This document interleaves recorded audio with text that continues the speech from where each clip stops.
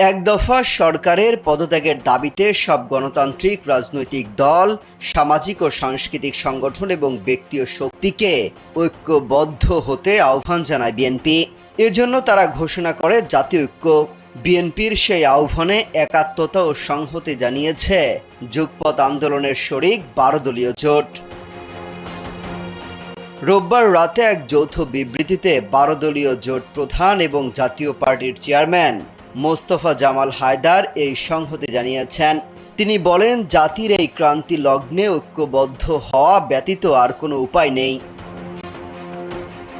বাম ডান সব রাজনৈতিক দল, সামাজিক ও সাংস্কৃতিক সংগঠন এবং ব্যক্তি ও শক্তি একত্রিত হলে লুণ্ঠিত গণতন্ত্র, ভোটাধিকার পুনরুদ্ধার, অধিকারহীন জনগণ ও জাতির মুক্তি সম্ভব।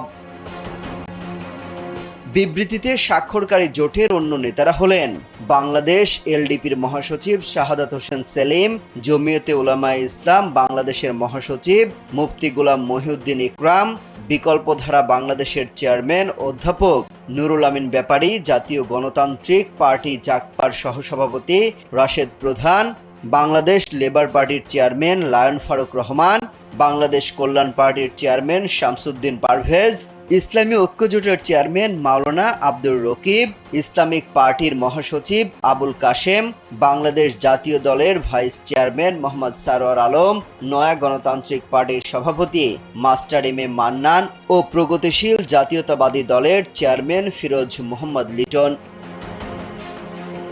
এদিকে কোটা আন্দোলনকে কেন্দ্র করে এখন পর্যন্ত বিএনপির 9,000-এর বেশি নেতাকর্মীকে গ্রেফতার করা হয়েছে বলে দাবি করে বিএনপির মহাসচিব মির্জা ফখরুল ইসলাম আলমগীর। তিনি বলেছেন, নেতাকর্মীদের চোখ ও হাত পা বেঁধে শারীরিক নির্যাতন করে স্বীকারোক্তি আদায়ের চেষ্টা চলছে।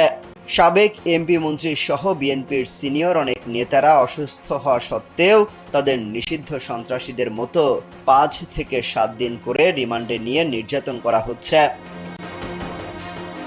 রোববার বিকেলে গণমাধ্যমে পাঠানো এক বিবৃতিতে তিনি এসব অভিযোগ করেন। তিনি বলেন, আদালতকে অবহিত করার পরেও আদালত সরকার প্রধানের ইশারায় তাদের রিমান্ড অব্যাহত রেখেছে। তাদের শারীরিক সুস্থতা নিয়ে দেশবাসী শঙ্কিত।